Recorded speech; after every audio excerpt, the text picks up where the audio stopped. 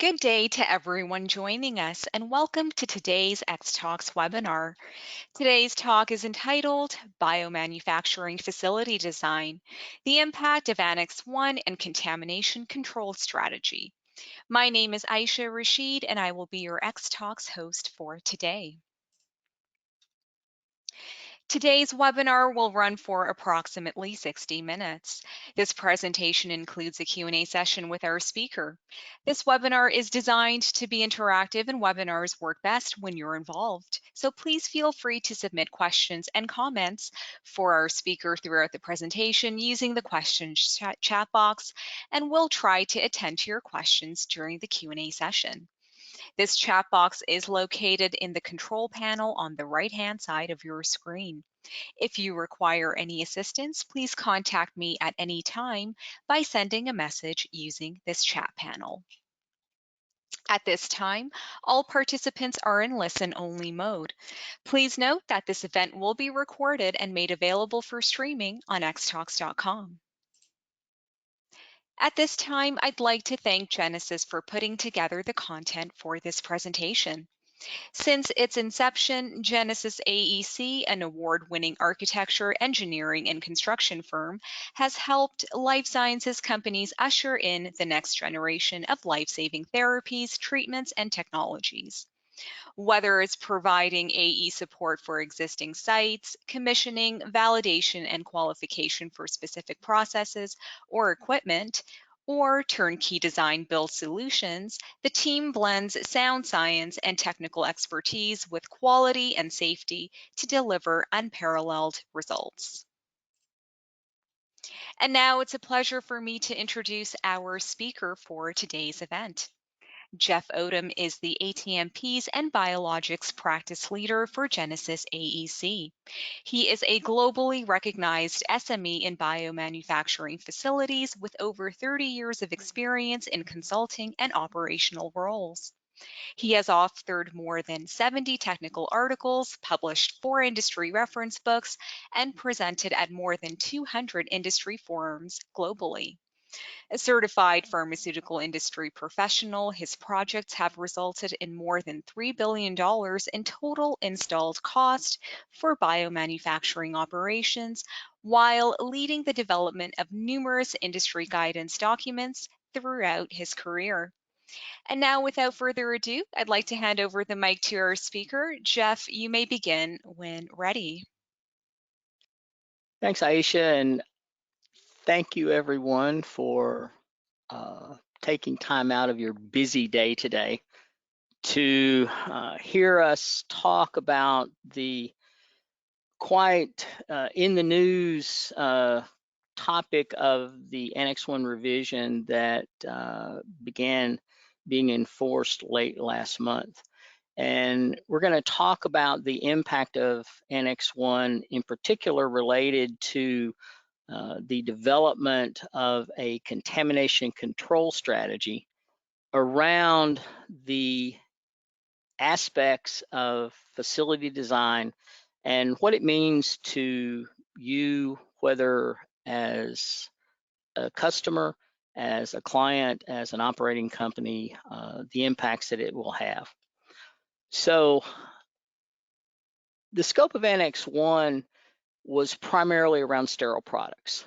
And it clearly states within the content of the document that while the focus is on sterile products and the application of good aseptic manufacturing practice, that a lot of the elements that are contained and discussed in detail within the Annex 1 revision do apply to drug substance.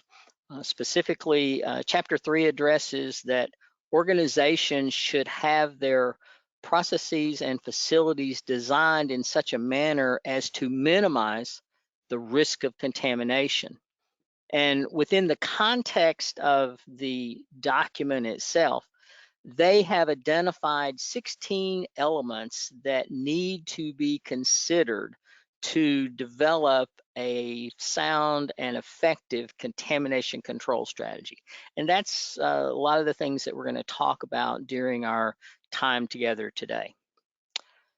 So We have a poll question that we want to start out with.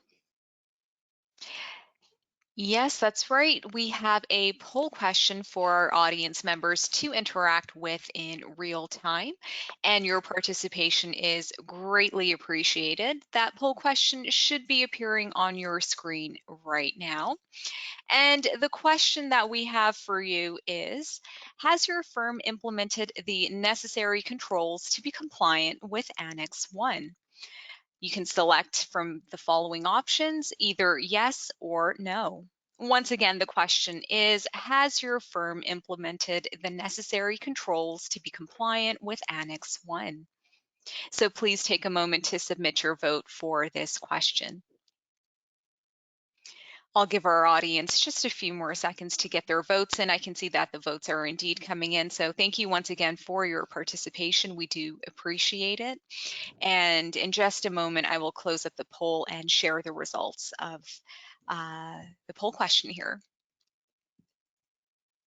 All right.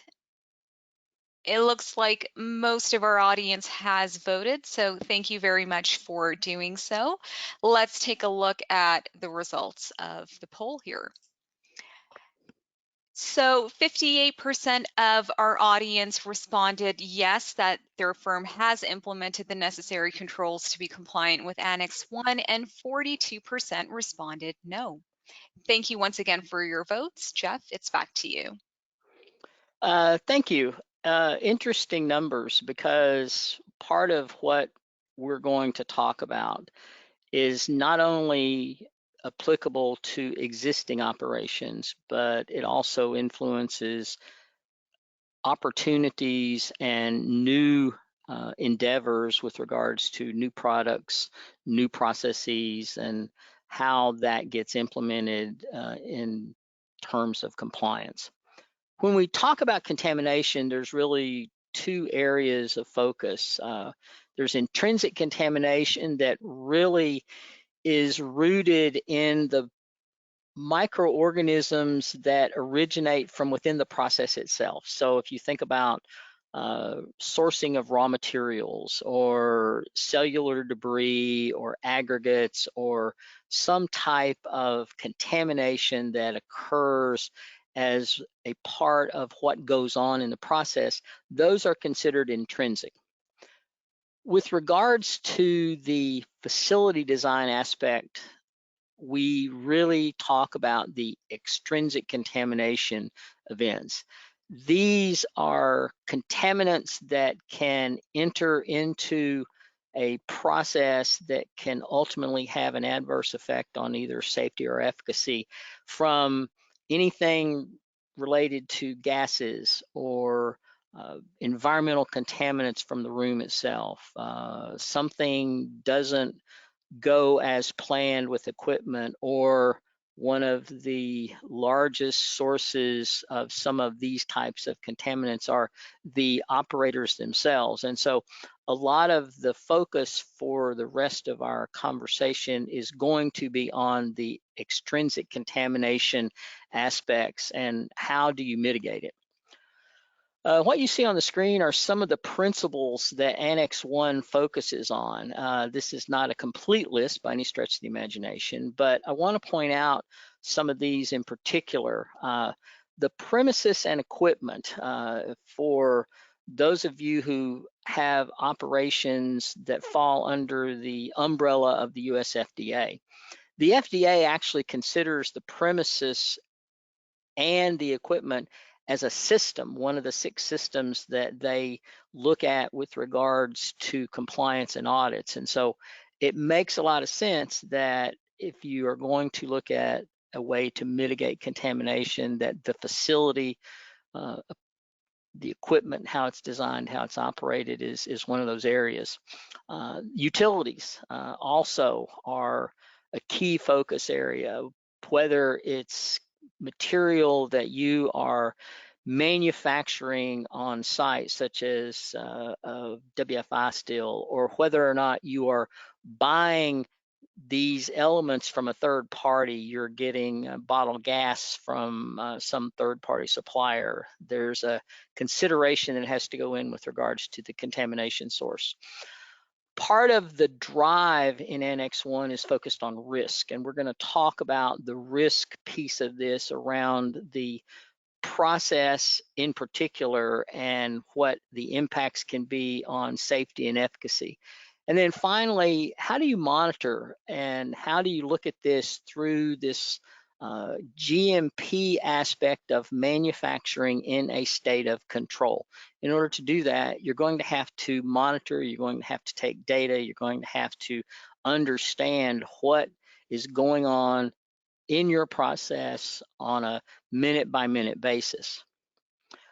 So within section 2.3 of the annex, you see some of the groundwork that's being laid with regards to this relationship between the contamination control strategy and its place within an overall risk assessment strategy. And for example, it talks about defining all critical control points. Well, a critical control point is terminology that comes from a HACCP tool. When you talk about hazard analysis, that's one of the key areas of a HACCP kind of exercise that you focus on. What are those critical control points and how do you measure and control and monitor them? It also talks about what's your strategy for contamination prevention and how do these activities or rules of engagement, if you will, sort of align with each other? And for us, we look at this as part of what we refer to as a layer of protection analysis and the function that those layers play with regards to protecting the product and mitigating contamination. And so this section in Annex 1 really sort of lays the groundwork for some of the things that we're going to talk about with regards to a risk mitigation strategy. Now, the process that you see on the screen and that we're going to talk about really has its roots in ICH Q9. This guidance has been around for a long time. It follows the foundation that was established with regards to quality risk management, and it references a lot of the same tools. If you look at the graphic on the screen, you sort of see that within the umbrella of quality and patient safety, there are a number of things that most of you are probably very familiar with, and you'll see some of these expressed a little later. But the foundation is rooted in not only the quality system, but it also this idea around contamination control and mitigation. So with that, we have another poll question to pose to you. That's right. We have another poll question coming up for our audience, again, to interact with in real time. And that question should be appearing on your screen right now. The question that we have for you is, does the implementation of a robust CCS take the place of implementing good aseptic practice for drug substance manufacturing? You can select from one of the following options, either yes or no. Once again, the question is, does the implementation of a robust CCS take the place of implementing good aseptic practice for drug substance manufacturing? So please take a moment to submit your vote for this question, and then we will take a look at the results shortly.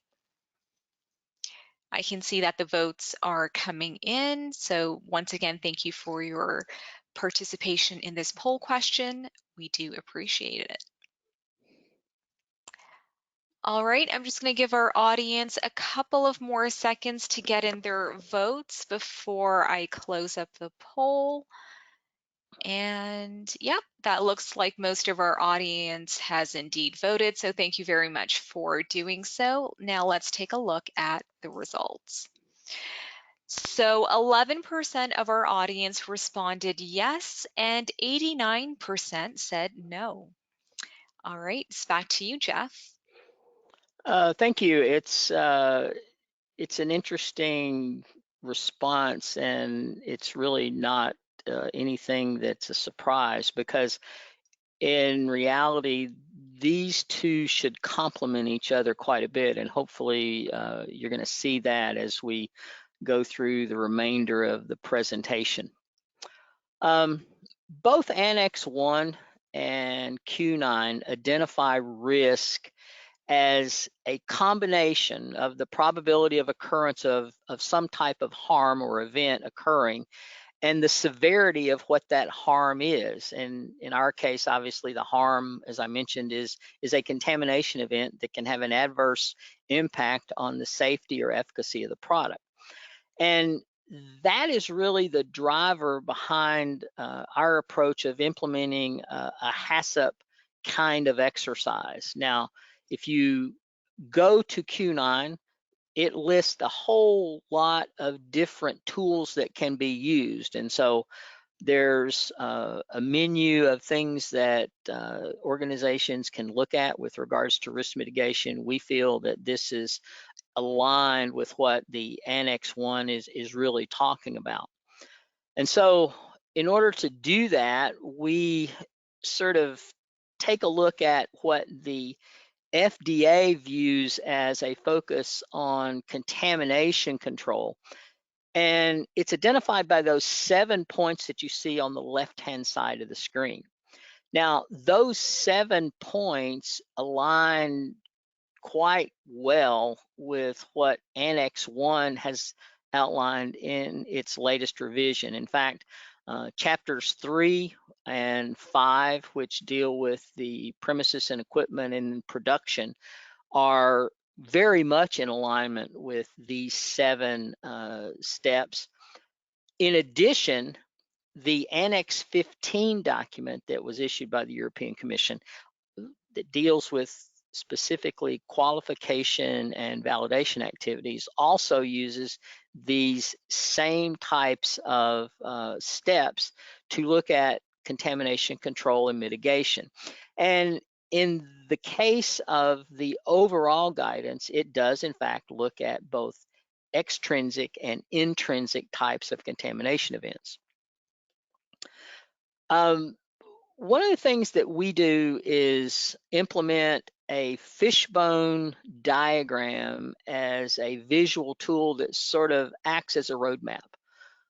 For us, the idea of a picture's worth 1,000 words really allows us to, first and foremost, sit down with project teams and have conversation and dialogue around brainstorming and how you organize the different causes of contamination that can actually occur. And again, a lot of what we focus on is the extrinsic aspects of this, especially from a design perspective.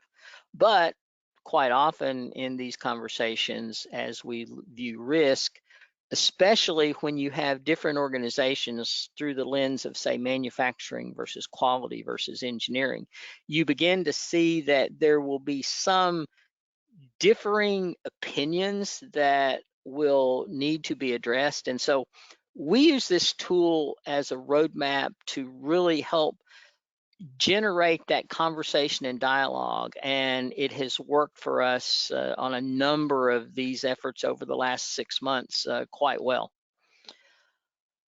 The aspect of risk assessment is really rooted in failure mode effect analysis. Now, FMEA is not anything that the biopharmaceutical industry created by any means. It actually came into existence back in the 1940s by the military. It was, interestingly enough, used to address a large number of failures that the military was seeing in the ammunition that they were using.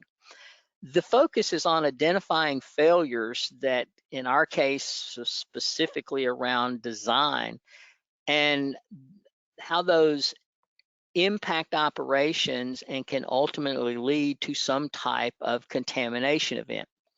Interestingly enough, Annex 1 and Q9 also call out the FMEA as a tool that they believe allows for compliance and a definition of what these contamination events can be. You're basically looking for the failure, what happens, but more important, when it does happen, what do you do? Is this a one-time event, or does this have a domino effect that now begins to impact other aspects of your manufacturing operation? And so for us, the execution of FMEA makes a lot of sense. The other aspect of this that we add is criticality analysis. The addition of this criticality component to the analysis supports our ability to really assign a ranking, if you will.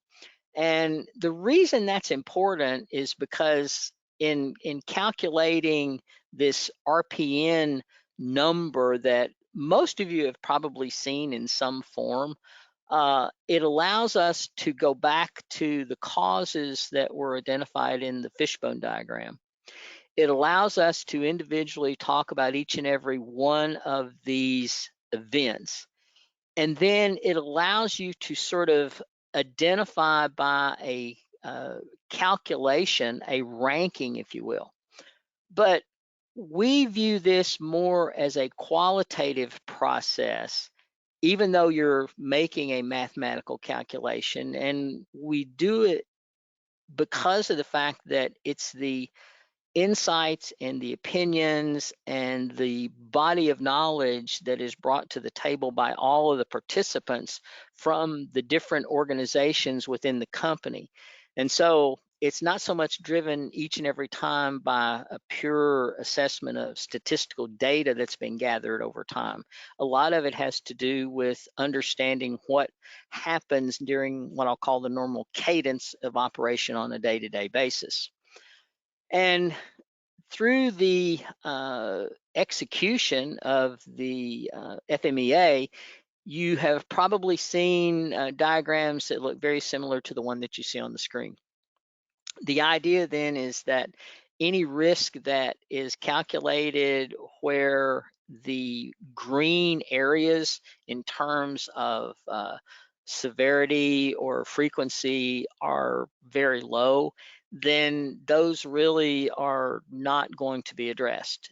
You'll find some instances where that gold or goldish band that you see sort of in the middle are activities that could become more important as time goes on. And so there will be some time that we spend in looking at a mitigation strategy, looking at cause and effect.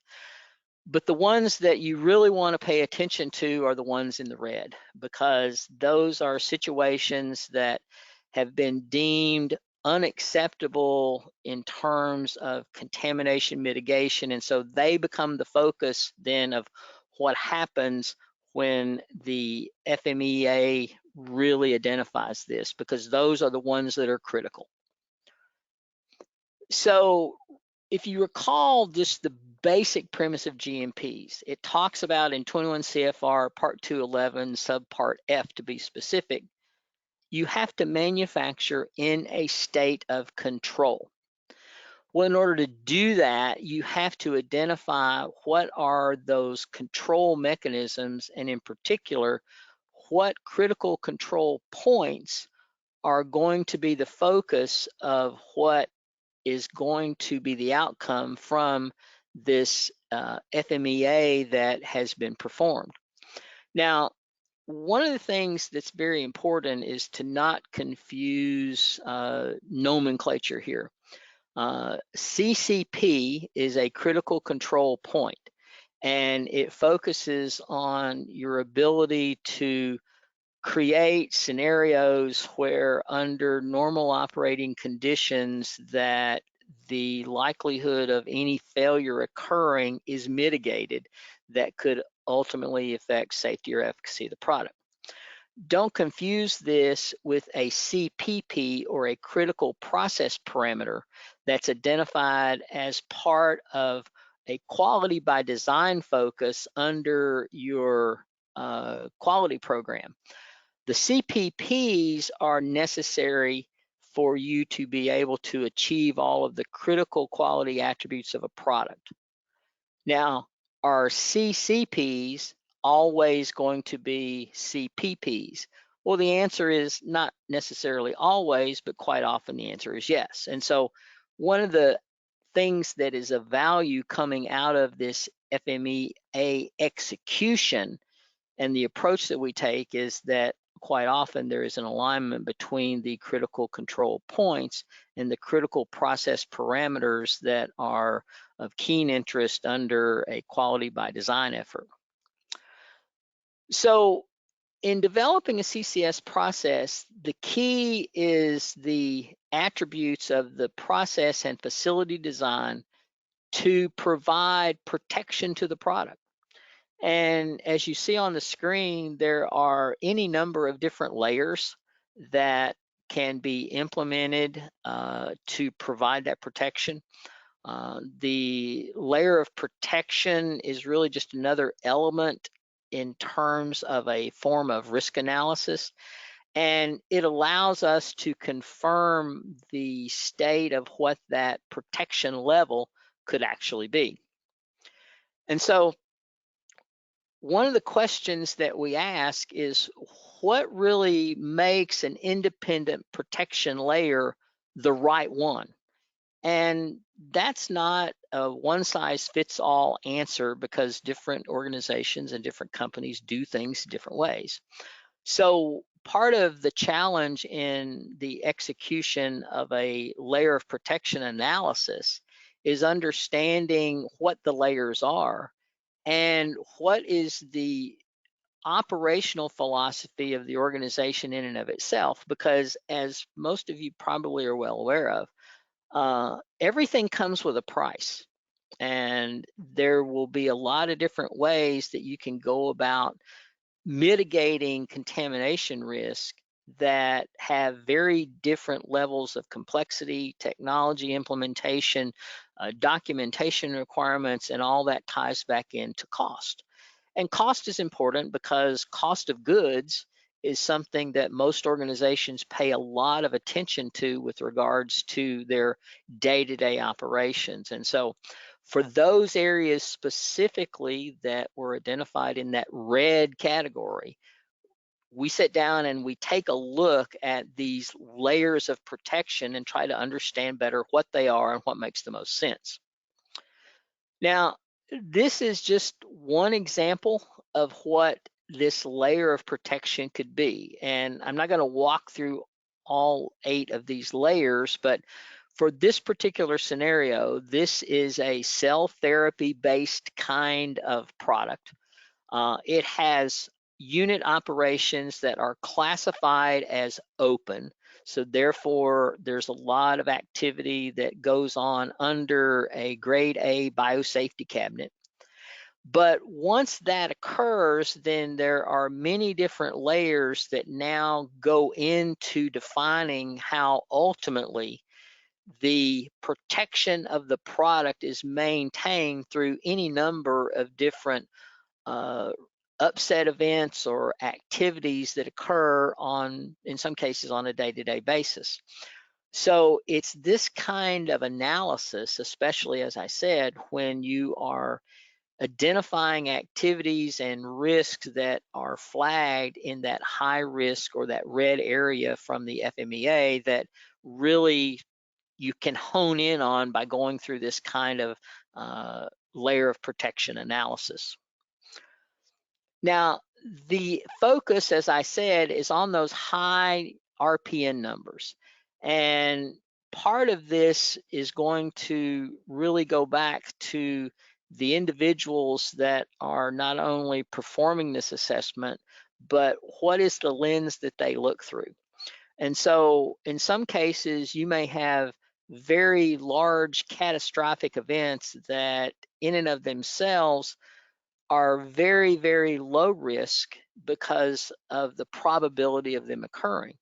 On the flip side, you may have situations where, just due to the nature, and I'll give you a quick example, human error.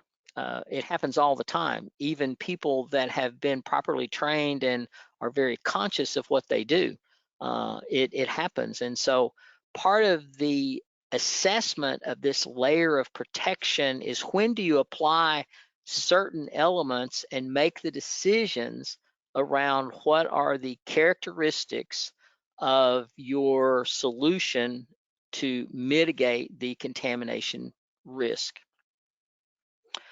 Some of the lessons that we have learned over the past 9 months around this is, really, at the end of the day, don't get hung up on the number so much.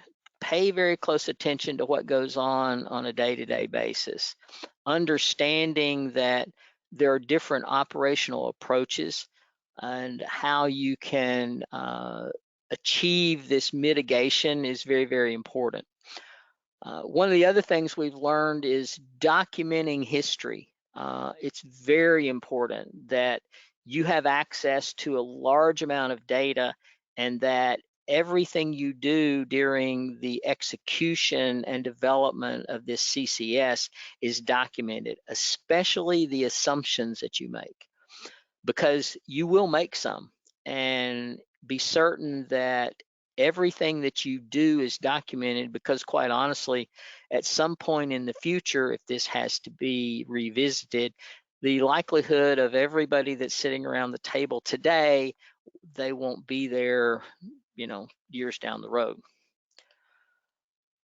Here, the next two slides are just going to give you some actual results from some of the CCS exercises that we have gone through. You'll notice that over on the left, using the different ribs from the fishbone, we look at the scenarios, environment, or materials, for example. You'll see the description of the risk. You'll see the failure mode scenarios as they're documented. You'll see the different scoring mechanisms that are used, and then how the overall RPN is calculated. And in the case that you see here on the screen, you see two events that are in that yellow border kind of area, where it does make sense to ask some additional questions and to put on the table some different mitigation activities. Again, just another example from a different effort. Here, people come into play as, again, one of the potential contamination events that could cause some concern, and there's a mitigation activity and a strategy that's put on the table. But be aware that it doesn't necessarily mean that when, as a result of this exercise, you identify a mitigation strategy, that it may actually be implemented. That's a call that has to be made by some group of managerial experts within the organization. It's usually done by committee. And I know for us, in the number of these that we have done, there has not always been consensus with regards to, yes, we definitely want to implement that. Because in some cases, to totally eliminate the contamination risk, you're going to have to spend a lot of money, and there's a balancing equation there that has to be addressed with regards to operational approach. So just to sort of summarize this, from the Annex 1 revision, even though it focuses on sterile drug products, it does have an applicability to drug substance with regards to contamination control strategy. So for the 48% of you that haven't really gone down this road yet, they answered the poll question. Enforcement of Annex 1 began on August 25th, and there is one exception where a 1-year extension was granted, but it's specifically tied to lyophilizer operations. So if you're going to sell product within the European Union, you may want to start to take a look at this. Consider a CCS development as part of your overall risk assessment strategy, because at the end of the day, as you've seen in the approach that we use, it's driven by hazard analysis and failure mode analysis that's rooted to its core in the ICH Q9 risk documents. I talked about hazard analysis and FMEA, but as I mentioned, there are other tools that can be used and implemented. But make sure that whatever tool you use, it's something that you can defend, because you're going to have to defend it with the regulators. We have already seen this occur with some of the work that we have done. For layers of protection, really focus on those high risk items, because you're going to defend that more so than anything else. And really understand what these potential hazards are and what is the optimal approach on control mechanisms, because those critical control points are going to be identified, and they're going to be a key part of the synergy between the design, operational approach, and layer protection analysis. And so with that, I hope that you are a little bit more informed than you were 25, 30 minutes ago. And Alicia, I'll turn it back over to you. Sounds good. Thank you very much, Jeff, for that very insightful presentation. And we are heading into our Q&A session now. We would appreciate if our audience would continue sending in their questions, and we will try to get to them in the Q&A session. So I've already received some questions, and we can go ahead and begin with those. Let me just bring up the questions there. Okay, so Jeff, the first question that we have for you here is, does the Annex 1 document require the execution of a formal LOP analysis? The answer is no. I mean, at the end of the day, it talks about in section 2 your ability to mitigate contamination, especially from a design perspective, through not only equipment, but also the facility. And that's really where a lot of these layers will come into play. You can choose to do this, in a number of ways, but for us, the layer protection analysis seems to make a lot of sense. It came out of the chemical industry, especially from those organizations that deal with hazardous chemicals that are flammables or combustibles, or have a high potential of causing injury or danger to the operators. And so a lot of what we use as part of that layer of protection analysis is sort of rooted in the kinds of principles and the thought process from a design standpoint. But yeah, it doesn't, Annex 1 does not say thou shalt do a formal LOP, because that's not the case. All right, thank you very much for that answer. Another question that we have here is, what would be the expectation for suppliers of sterile single-use products in regards to information provided to end users to aid in their risk analysis? Well, one of the interesting things about not just the Annex 1 document, but also the implementation of this type of language and the focus on the CCS has also occurred within the PICS documents. Their Annex 2 document really is aligned with what we have seen in the new revision of Annex 1.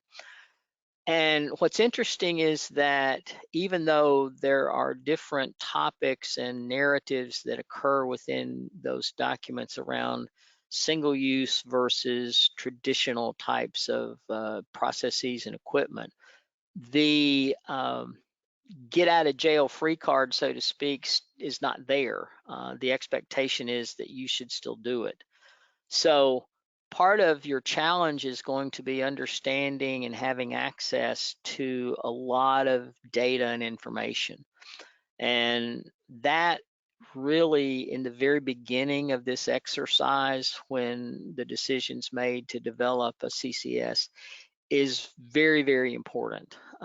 It's everything from process information, process descriptions, all kinds of access to protocols, understanding the way that an organization does business, looking at raw materials, some of the properties that are there.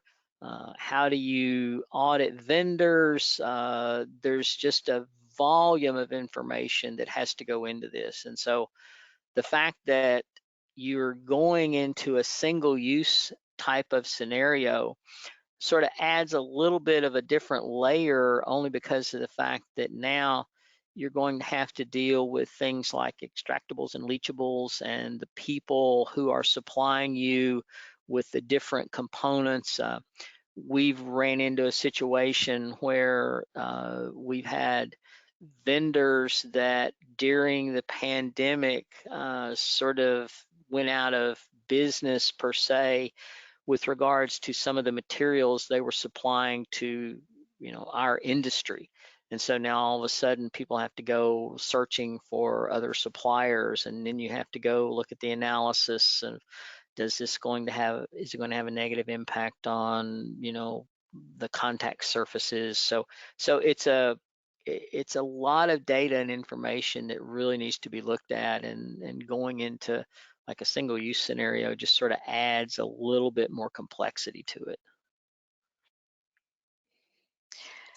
Great. Let's look at another question here from our audience. And this question is asking, is there a guideline or checklist available online for use to make applicable to one's individual lab or facility?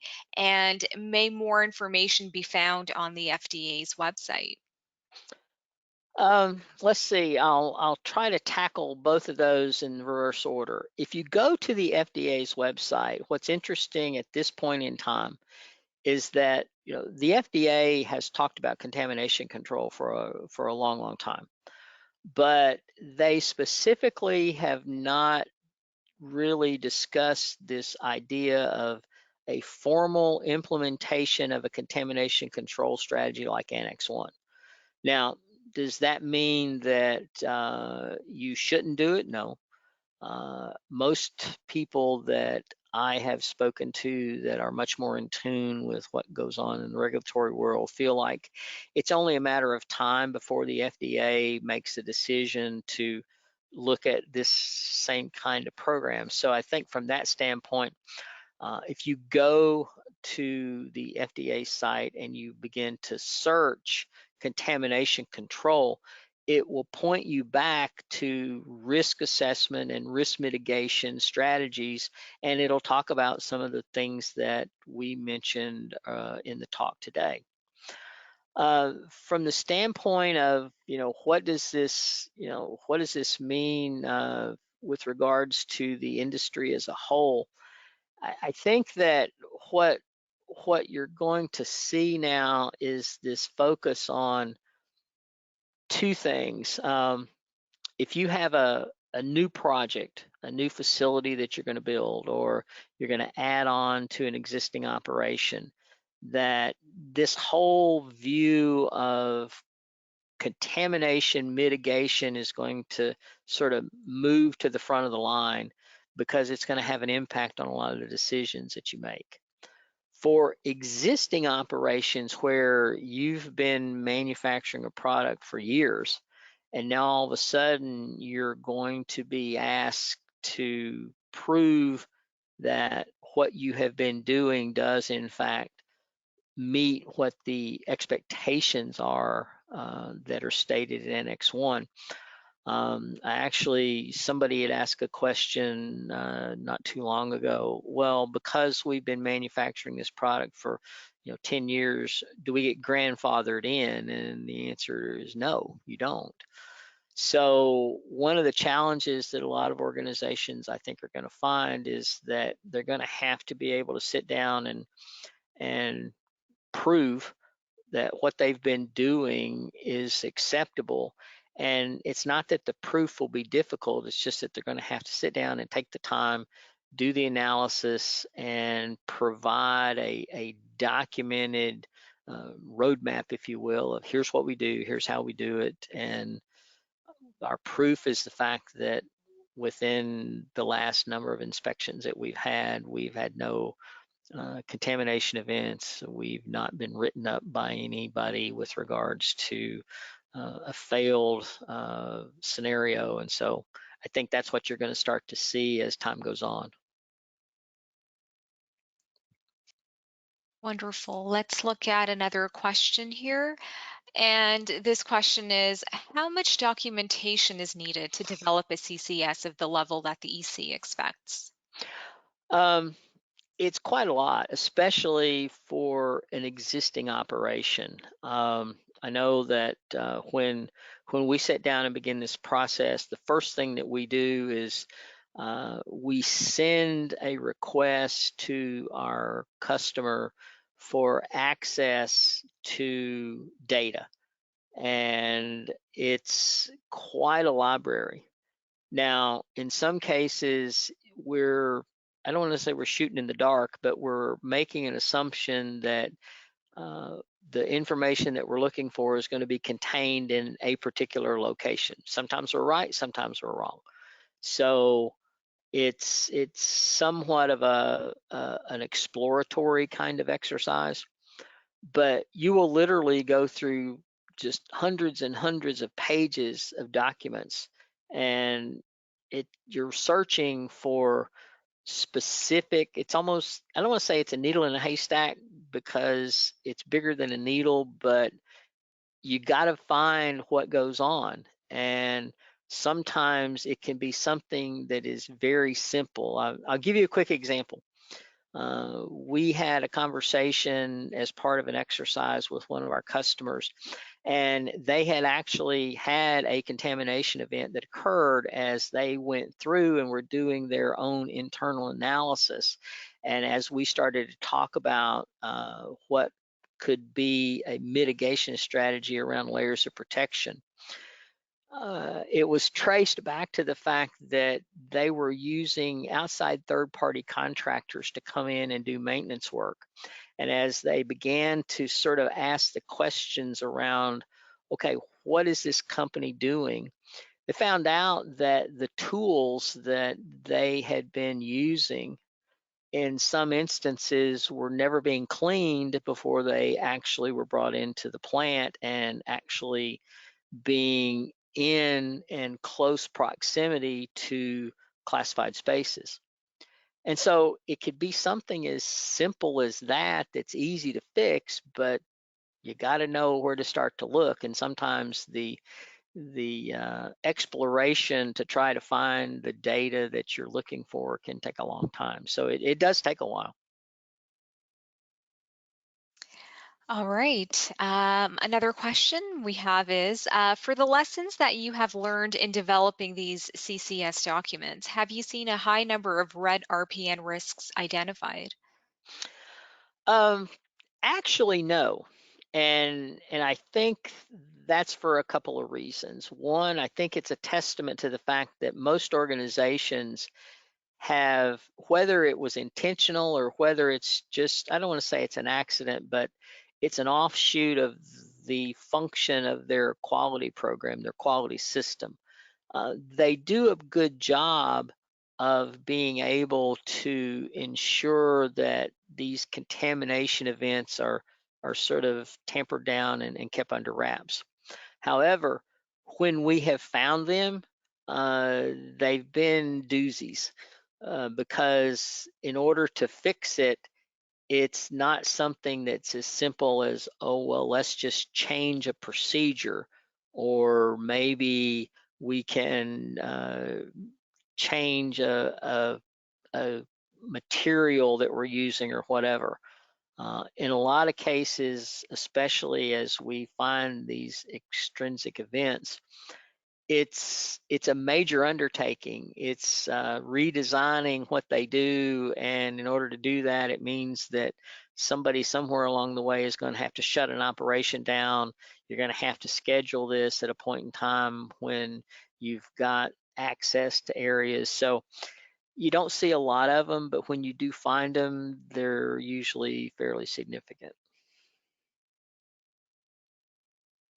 All right. And next question here is, can you develop a CCS during the design of an as yet to be completed facility? The answer is yes. You have to sort of look at it through a different lens because, as I mentioned earlier, one of the great sources of information is operational data. Well, if the facility doesn't exist, therefore there's no operational data. The only thing you can look at is either if the company, for example, has a similar operation located somewhere else, you can look at that data. But for the most part, you are now going to go through all the steps and use the same tools, but you're going to look at it primarily through the design. And I have to admit, it's an interesting process. We've actually done it. And when you find something that sort of jumps out at you, and it's something that under current regulatory guidance would be deemed as being in that red area. When you flag something like that, especially for an organization like us, when we didn't design it to begin with, you're really going to ruffle a lot of feathers, but it can be done. And I think you'd rather know it ahead of time than you would find it out when you go operational. But the tools are the same, the approach is the same, the data that you look at is a little different, and the conversations that you have sitting around the table are a little bit different as well, especially as you look at and have conversations with manufacturing. They aren't manufacturing per se, but they know what they're setting up in terms of their protocols, and so it's a different conversation. But yeah, you can do it. Great. I think we have time for one more question that we'll try to fit in. And this is there a suggested number of layers to include in the layer of protection analysis? No, the example that I used in the presentation, as I mentioned, was centered around a cell therapy kind of process. In that particular case, it's a process that's classified as open. It's not closed in its entirety. And so the number of layers that you see there is pretty complex. It could very well be that depending on the nature of how the unit operations and the equipment are designed, that instead of having 8 layers, I think is what that example had, you may only have 4 or 5. In a perfect world, what you would like to do, and this is even mentioned in the Annex 1 document to some extent, if you can validate closure of your process, and that's just not simply saying, oh, I have a closed process. There's an exercise that you must go through in order to claim validated closure. But if you can do that, that layer of protection analysis sort of becomes a moot point, because once you've done that, then the layers are significantly reduced. In fact, the only thing that may happen is to ensure that proper power supplies don't get interrupted due to Mother Nature or some catastrophic event. It could be a very, very simple analysis. And this is sort of being reflective in guidance documents in general. If you've never taken a look at the Annex 2 document from PICS, I would encourage you to do so, because it actually has a statement in there. I think it's paragraph 4.2, but I'm not sure. But it says that if, in fact, you can validate closure of a process, there is no need to contain that equipment in any type of classified environment. You could put it outdoors. And so the focus being on contamination control, well, if you can validate closure of the process, that's really the ultimate goal in terms of contamination mitigation, if you can do that. So now there's other things that can obviously come into play, but so um, yeah, it's really going to be driven by the process, how you set it up, how it's executed, and some of the attributes between, the process and the product and the facility itself. Thank you so much, Jeff. I'm going to squeeze in one more question if you don't mind. I'm so Okay. sorry.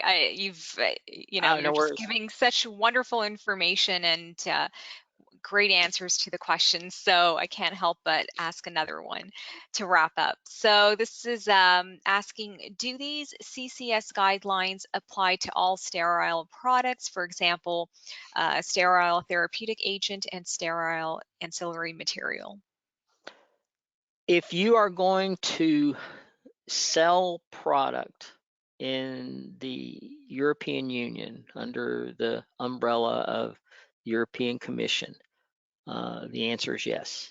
And again, I mentioned earlier that the one caveat to the Annex 1 revision that went into effect on the 25th of August is related to, and I think it's in section 8.4, but due to some of the unique aspects of the current situation in the marketplace around lyophilization and some of the things that are going on there, there were certain aspects that were granted an additional year before enforcement comes into play. But yeah, the idea is really, it's really pretty basic if you think about it.